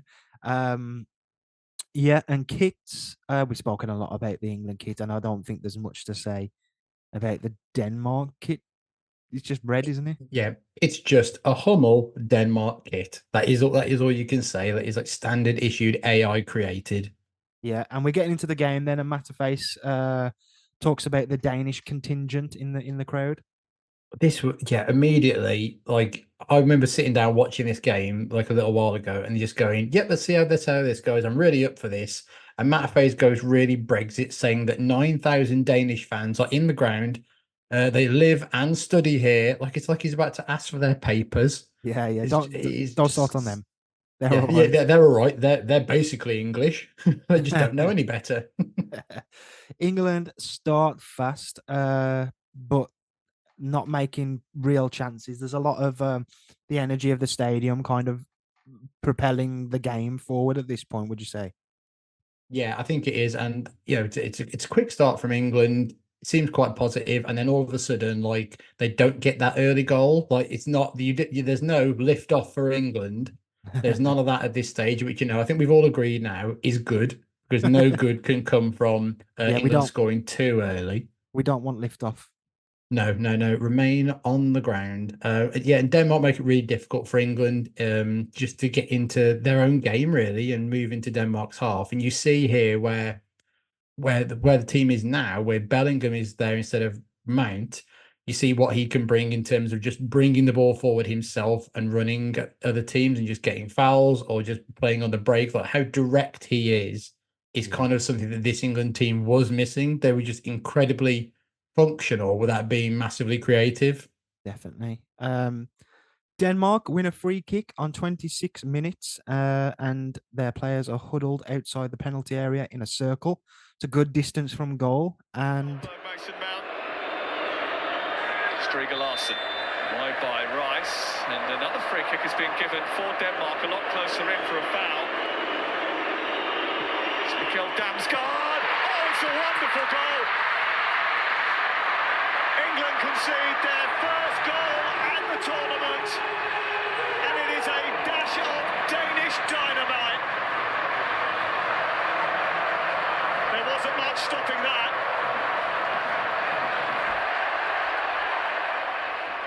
oh, there's memories from that. That is and it's such a good free kick, and it Yeah. hurt so much at the time. And that was the first goal England had conceded in the tournament. And when it goes in like that, you're like, oh no, we're fucked, aren't we? This is just Yeah. another version of what we've had all of our life. Yeah, and there's definitely something about like nerves just like coming back to you all of a sudden, especially like even in game, it's just kind of like shit, we've not been behind at the tournament yet. How are they gonna manage that? And it was also the first free kick that was scored at the tournament in 37 attempts as well. So you're just like, oh, here we go. The only free kick that goes in the whole tournament is the one that knocks England out. Like that is just always living in you, ready to come out for England, isn't it? It's Damsgaard with the free kick, a dash of Danish dynamite. Fuck off. Yeah, it's an absolute screamer. Just actually a perfect free kick.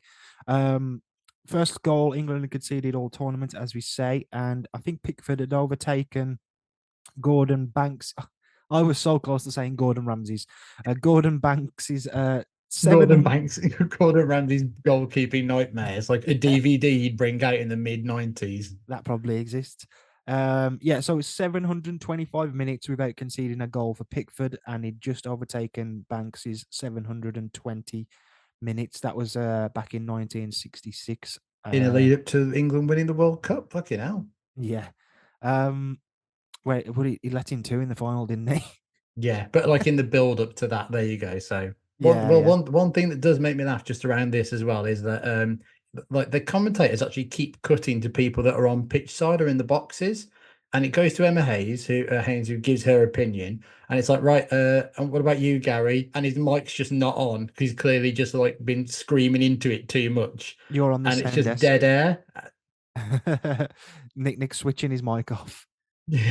But also from that, like Matt Vase just doesn't know what to do. He's like, like just have to like just fill all of a sudden because he's from radio, so it's like dead air is a crime. And that there's so much partridge coming out in this episode. I think like that's a thing with big games now is that they try and cram too much. It's like here's Rio Mm. Ferdinand in the toilets, and you've got bloody Jamie Carragher hovering above the stadium on, on that flipping thing from The Simpsons, the jetpack. You know, and it's just like you should just keep it simple and have your best commentators and pundits like there. The quality outdoes the quantity, but I It think they just started coming in when you got like Jeff Shreves, who was like, we now cut to Jeff Shreves' pitch side, who's going to tell us about someone's been brought off injured. Yep, he's been brought off injured, doesn't look good. yeah. And that was the end of it. It was like, okay, great, you've really added to the atmosphere there. It's just fucking terrible, really. Insider info, whereas now it's It's Rio Ferdinand going, Varane's just shook my hand. I'm buzzing with yeah. that. Oh, best not step on the city crest, walk around that. Yeah. Absolute England sham. England do get back into the game, make a really big chance with Saka on the right, plays a ball through on the side to Kane, who tries to pass it back to Mount, deflected and falls to Sterling, who hits it right at Schmeichel. Yeah, that's old Sterling. We're talking We about need the old Sterling to like make an appearance. Yeah, it was that definitely again at the time when he misses that chance. It was just like, yeah, that's broken too. Great, well done. yeah. Well, never mind. Well, he kept a clean sheet on his last visit to Wembley, Kasper Schmeichel. Saka trying to stop him from doing so. Sterling is there. He's not keeping one tonight. Listen to the roar of 67,500 inside Wembley. That is the response that England needed and Gareth Southgate believed he could get. It's England 1, Denmark 1.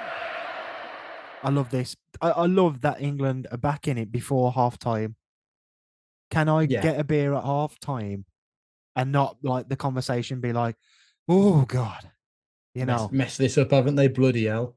Yeah, yeah. And again, is this England? No. Scoring on after 38 minutes. It's Raheem Sterling. So it's kind of a similar move. Saka is slipped in by Kane, and it's a really good sort of it's a really good pass actually from Kane. Sterling cuts it back, and Sterling is kind of tackled and falls over on roughly 4 yards out, and it goes into like the roof of the net. Yeah, it's such a strange goal, and like I said, the timing is like critical because like they don't even let the chance that they've missed get into their heads. Like there just isn't enough time. Like England are straight back onto them as well. And we say Sterling puts it in. Actually, nobody remembers this is just a massive own goal. But Yeah. I don't think it's even like credited to Kiar either that he's put it into his own net. Everyone's just too excited. Like, yeah, another one for Sterling. Move on now. Southgate's reaction was brilliant. A proper fist pump. And, "Gah!" He is. That is the most blokish I have ever seen him. It's like a big fist bump, like pump, and a grimace. I'm like, Yeah. yes. And we're looking at the images, and that's the tie. That is the clipped tie there. I told And you it's a that's the thing. tie. And it's half time actually. Fast start turned into nerves. Denmark came into it more and then scored a worldie of a free kick. England made two chances, one the scuppered and one the scored. And yeah, man, oh my god, just like being in this position is so good for England, and like I would love us to get so far in the tournament again. You know, I know that we've got a good team and all that, but I'm never taking it for granted in terms of got to get to the semis or it's a fail. Like it's just a tournament played at the end of the season where like players never play with each other and they come together, and you have countries who just seem to be really good at them, like Germany and Italy and stuff like that.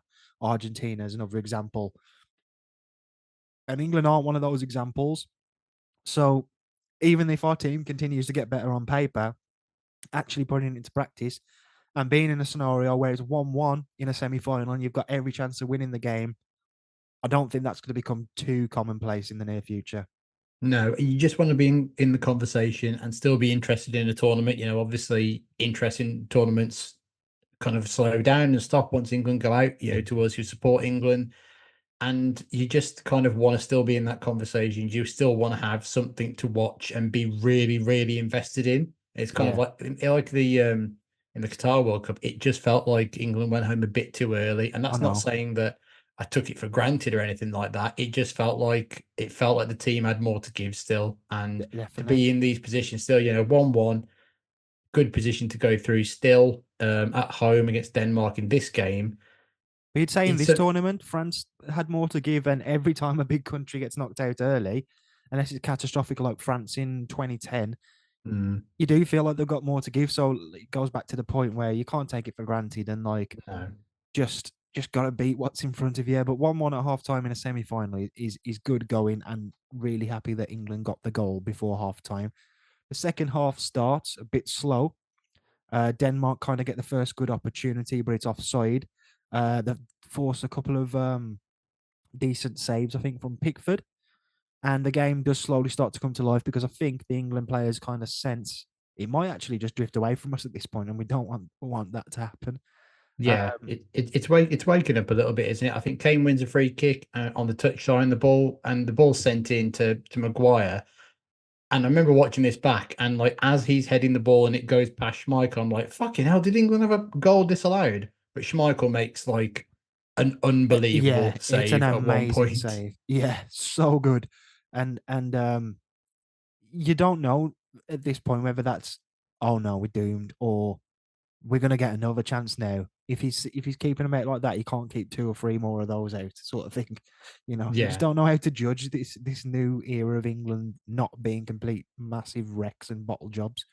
yeah, Um, totally. And it goes into like even what Denmark do. So England do really start to swarm Denmark and get all over them, and they're doing themselves justice to the point where Denmark are just wasting a bit of time. I think one of their players goes down with like, yeah, I'm just gonna take a minute, and they pretty much just call a timeout as one of their players stay down and just vaguely yeah, get some treatment. But while doing that, in the midst, there is a sighting of Jack Grealish as he gets ready to like get changed and come on the scene, and we get another Jack Grealish pop. Jack Grealish. He's a bit popular, Disappointed not to come off the bench against Ukraine. He will emerge in place of Bukayo Saka. Time to change things up. Time to gamble. Time to try and go and win the match. Well, we know he's going to get the ball, he's going to carry the ball, he's going to win free kicks, he's going to create little triangles wherever he is. Sterling coming onto this right-hand side and Grealish just popping into that left spot. And listen to this.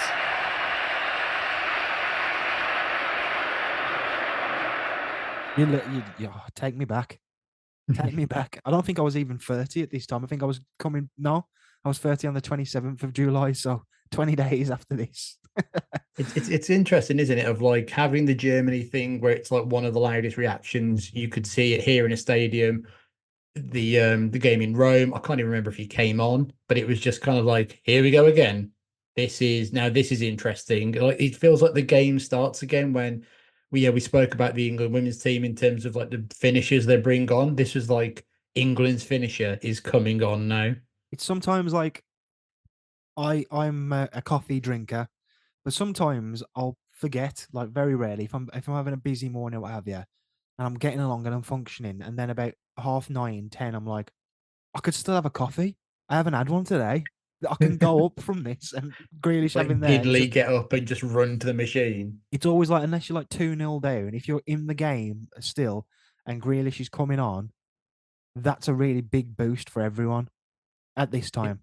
Yeah. As this is going on, as he's making his entrance, it cuts to a load of the crowd, and a man pops up from the bottom of the crowd and he has one of the reddest faces I've ever And he's seen. It's wearing a like, red shirt as well. and And he's he's wearing a red redder. shirt, but like his tan, it like stops at a certain point. It's like he's had acid thrown on his face or Oh, something. God.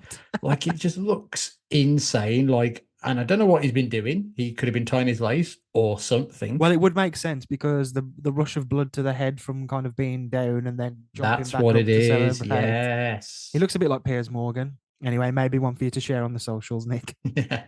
A bit of controversy now. Harry Kane goes down in the penalty area and a free kick the other way is given. Um, I don't remember this until obviously we rewatched it. But I think England fans would have a right to feel a bit aggrieved that Denmark Yeah. get a free kick from what looks that's a that's a penalty. Yeah, I think it's really clumsy from the Danish defender, and I don't think it's like Kane doing their backing into the player and winning a free kick or anything like that. It just feels really clumsy and almost like it's such a weird incident that the VI just went, "Pff, I'm not touching that.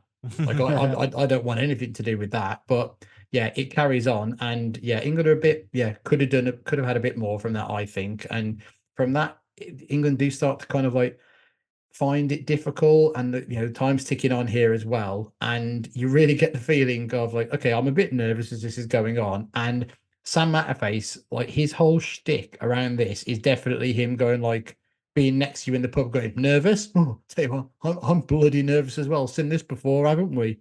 And it's like the Yeah, guy who is talking to you far too much during the game when you just want deadly silence. yeah.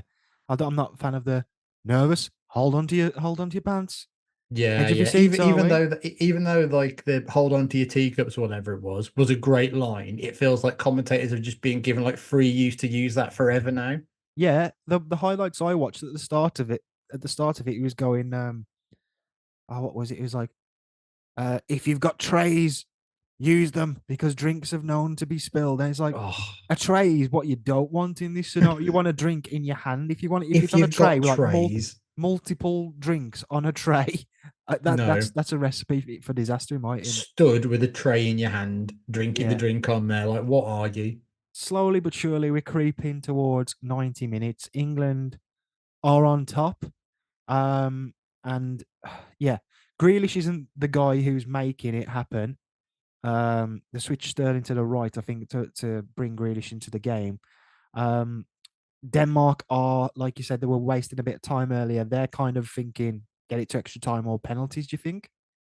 Yeah, I think so. They just looked a bit fucked, and so does Kane. Actually, Kane looks like immobility Shearer post-op fucked in this, like at this point, because he clearly went into the tournament with an injury, and it's just not happening. And England like nearly get a goal as we kind of carry on as we get really close to full time, but Denmark make it over the line. And every one of England's semi-finals in tournaments have gone to extra time, Mhm. and obviously this is no different. We go into extra time, and it's just so horrible tense because you just go, we've been the better team. We've been on top.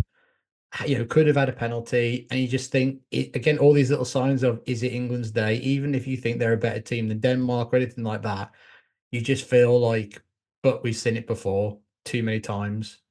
The next 30 minutes could change your life, says Matterface. Change my Yeah, month. I had a good night on the back of this. Let's say that, but yeah, it's like change your life. Like stop inserting yourself into my life, please. Foden and Henderson on, Mount and Rice, best buddies, off. Mhm. That can never happen again. Rice coming off under any circumstances. No. Do you know what I mean? Like, yeah, we've spoken at length about all of for Declan Rice. Foden, an interesting option to bring on. Would have liked to have seen him a bit earlier, maybe, just because I know we came back from injury, but you still kind of want him in and around the team somewhere. And the pressure is starting to show. Yeah, there's nothing clear that England are making it. It's just nothing but pressure, though. Yeah, if a goal is coming, it'll be England, and they make a chance.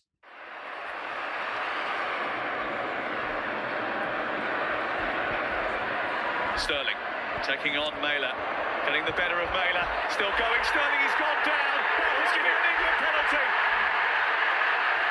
That will be an England penalty. Raheem Sterling dancing his way past red shirts, drawing a foul. And Danny McAlee has said spot kick. And we have a penalty in extra time in the semi-finals of a tournament. That tournament is Euro 2020, taking place in 2021. Softish. Yeah, the earlier one that was a free kick to Denmark was more of More of a penalty than this one, and it's kind of really like you have to look so closely to even see like even a close bit of any contact with Sterling's legs. And there's actually two balls on the pitch as Sterling kind of dribbles over for the run as well. Another thing that kind of anti-England fans just be like, well, the game should have been stopped. Actually, yeah. It's one of them as well where I guarantee I was watching it going, it's not a penalty. Like, and then as soon as it's given, you're like, forget all that shit. yeah, your face just goes, fair enough. I'll Yeah, take yeah. that. No, I see it now. I see it now, actually. Now you mention it. Yeah, Yeah, actually, I'll shock you. It is a penalty by the letter of the law. yeah. Let me get out my little red book. Harry Kane steps up. Good luck. Save, back in. Yes, yes, yes.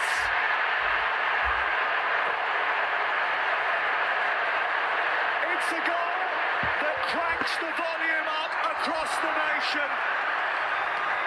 England lead in extra time. And the good times never felt so good.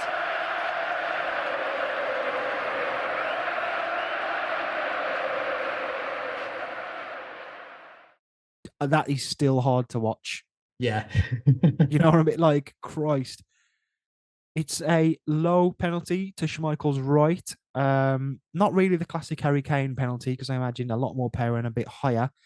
It's saved by Schmeichel, and it comes back to Kane, who hammers it home. Actually, I think the rebound finish is really good.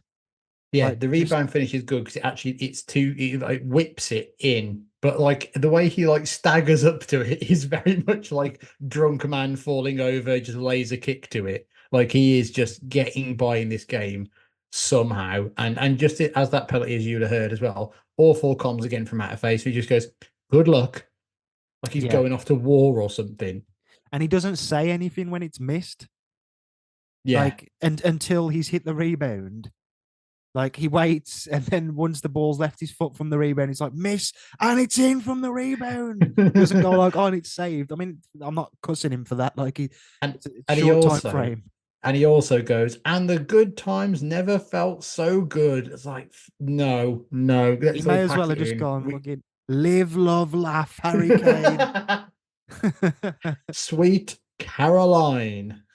Yeah, sod all of that, though, because England are leading in a Euro Championships semi-final. The closest England have ever been to a tournament final in our lifetimes, and it all starts to feel a bit real. There's a great video of Kieran Trippier that came out where he's looking away. He clearly hears it miss, but by the time he's looked round, it's in the back of the net.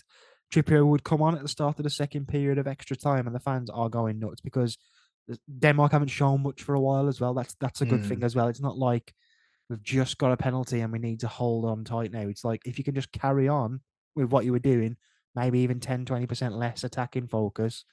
There's only 15 minutes left to go. Yeah, it's just so tight, isn't it? And like you say, it's amazing like how pundits just kind of lose themselves. Like Lee Dixon starts like analysing the penalty again, and then he just stops himself and goes, I don't really care. Yeah. Now that would be annoying if you were a non-England fan watching it. And it's even like slightly more endearing because Lee Dixon is just so fucking miserable. Yeah. And then like you somehow get like audio from the studio, and Ian Wright doesn't think it's a penalty, and the more you look at it, it really isn't. And then Gary Neville starts analysing the game. Keane speaks, and then Gary Neville in the background is singing "Free from Desire," like fully on mic.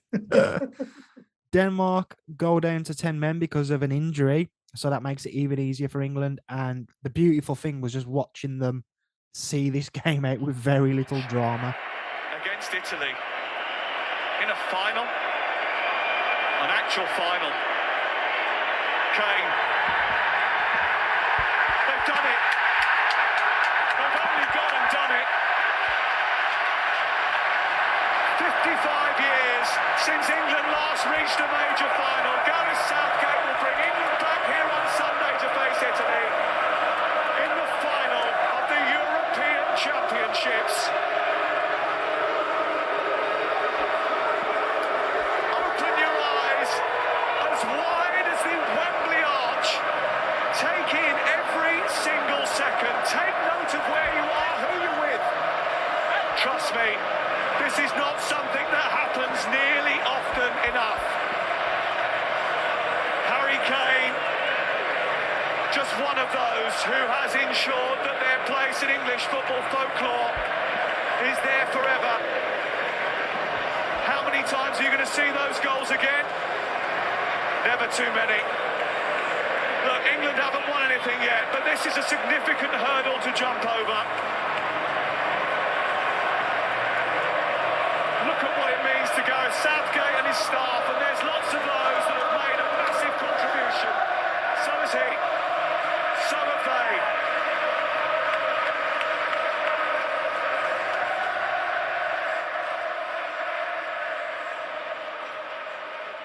Spare a thought for Denmark. And we are in the final in Euro 2020, played in 2021. It's basically a home tournament. We played the semi-final at Wembley. We've gone to extra time. We've won, and we're in the final. Yeah, and that's the thing. Like, this is why you have to just remove yourself from the silliness and the talk and just kind of go, it was a final, and we'd never been into a final. And I remember how nervous I was when I woke up on the morning of the final, like horribly nervous. And I will be just like that again if anything even similar happens at this tournament as well. But you just have to go back and kind of go, yeah, this was so important to people too. A final word from Sam Matterface. Let's have a listen. You can do what you want tonight. You've had a terrible 16 months. Kids, you can stay up. Don't dare go to bed. The rest of you call your boss. You ain't coming in the morning. You deserve this. England deserves this. Feel it, ride it. All that outpouring of tension. Feel it, ride it.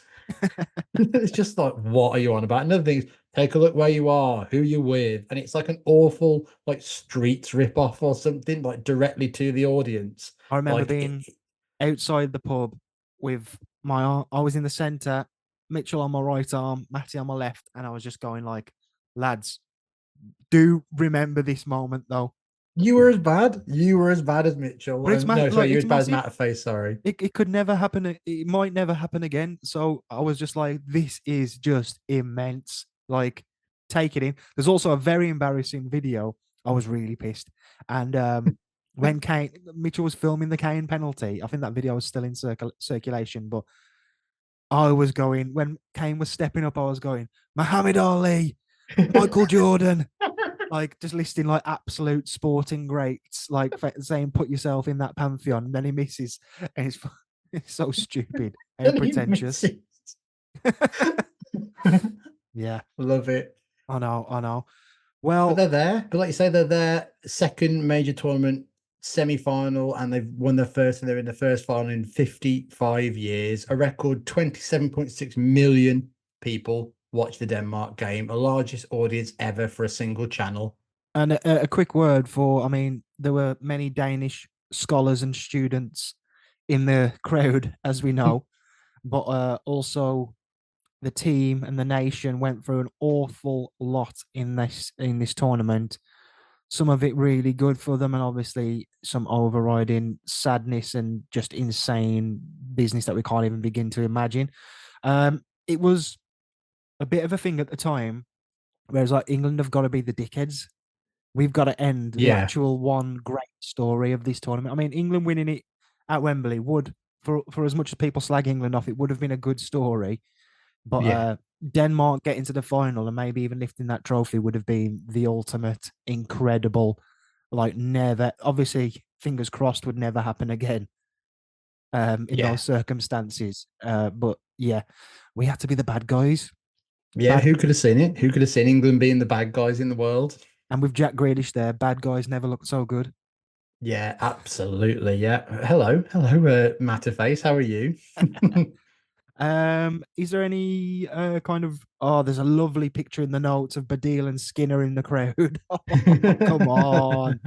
That's brilliant. I was gonna say, was there any kind of like aftermath in terms of the recapping of all this? I think I saw an article and it was called Safegate True to Himself Controls England's Destiny. And I think like people talk about the final and what happened afterwards as though, oh, that's exactly why he's not the man. But that Hmm. doesn't make this moment any less true either, even if that stuff about the final is true.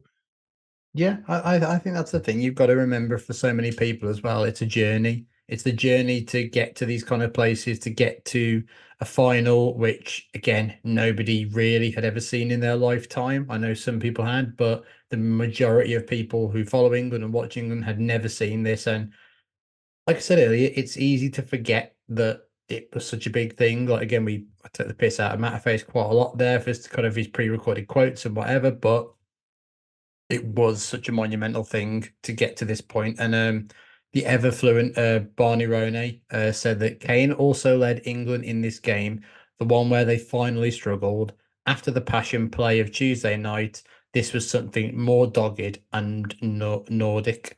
For 90 minutes, England and Denmark suffered, producing a game that felt like a variation on a Norrish detective drama, all clues, turning points, dead ends, and yeah, and that's what it was. It wasn't a great game to watch back, if I'm honest. It was just more they did it and they did it somehow and they found a way again, like they did a lot of the times, and the way that they never had that we've never watched England find a way in tournaments before.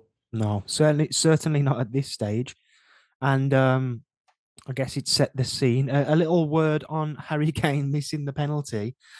He also missed one against France in the last World Cup, meaning that his two biggest ever penalties for England. He's missed. You could say the one in the shootout against Italy, he scored. Mm. So that's potentially one, but not a traditional in-game penalty, so to speak. I think he had two against France as well, didn't he? But he has, yeah, he scores one against France. He misses one against France. He misses this one, but scores the rebound. And like you say, he scores in the shootouts in against Colombia and against Italy. But for the real top level, this is the game. The Michael Jordan moment. Yeah, the MJ stuff. That was really some of the biggest moments of his career. And I don't think it's anything about him being a bottler or anything like that, but there is like kind of evidence there where you just kind of go, the big occasion, when it really fucking counts. Cole Palmer. Yeah, well, It's never going to happen, is it? But I know what I you're know, saying. and you know what? Well, you know what? We've done it to death in terms of the second penalty against France. It was the worst situation he could have ever taken a penalty, having already taken a penalty in that game and scored it, and stepping up Against his against a club man keeper. against Yeah. his club keeper, who he's known like his entire career. No other keeper, I don't think, really he's played with properly at a top level club side. That was the worst situation he could have faced, really, for taking a penalty. And you just really hope where the next, if another one comes around this summer, it's still going to be Harry Kane to take it. You would probably say you wouldn't want him taking two, Yeah. maybe, but it's just interesting. We see him as this proper cold-blooded killer, and I don't agree with all the bloody Harry Kane born loser. You know, he goes to Bayern where they've won a million titles in a row, and he still can't win one. It was just like that's not on him. No, of course. It's just clearly not. But like, it's such a fun narrative for a lot of people, isn't it? And I I just don't get totally it. don't believe it. No. Putting down our captain and best player of all time, in my opinion. Yeah, he's Um, up there without a doubt. and it's just crazy to me. But let's not end it on that. We could extrapolate further from this game and still end it on a sad note because that's very much what England is all about. But we have to say, was this England? And this is the biggest no you could ever find. Yeah, I would agree. This is absolutely not England in the slightest. I mean, we've said a lot about in the Germany episode, especially about we know what happened in the final. You know, we told ourselves it didn't really matter because it is the journey, as we've just said as well. Could England have done more in the final? Yeah, of course they could have. Could made any changes early? Yeah, penalties could have gone differently, but it was just so not England. This, and Yeah. that's why it was so enjoyable, because England don't do these things. We don't get to have nice things, and this whole summer we're never going to talk about, talking about this tournament again, really, because there's no reason to do one of these games again. We'll mention it, but No. this was just the best time following England ever. It really was. And you can keep your Euro 96 and all these other kind of other things and these Italian 90s and all this kind of stuff. This was it for me. And I really hope it's not the end of it being this. I'd love for England to go and do something else. But as we speak here today, this is not England, and I love it. Yeah. We've got a scary future ahead, but I'll tell you what, doing this has got me so excited now for the Euros. Yeah, there's a lot to look forward to. We will be doing I think maybe one or two more games from the past in the build up to the tournament, and then obviously reactions and stuff as we go through the group stages and the quarterfinals and the semi-finals, and then finally lift the trophy at the end. We'll be reacting to all Arrogant. of that. It's coming home, as they say. Yeah. I don't think there's much else to add then, really. Not on this occasion, anyway. No. Well done, England. Well done, Harry. I'm looking at the pictures here that you've got, and well done, Aaron Ramsdale, who's very present in the celebration. He got in there photos. somehow, didn't he? Yeah. And you know what? He's got in there again. How Yeah. did he do it? Yeah, well, there you go. Nick, absolute pleasure. Thank you very much. And let's bring it home in the near future.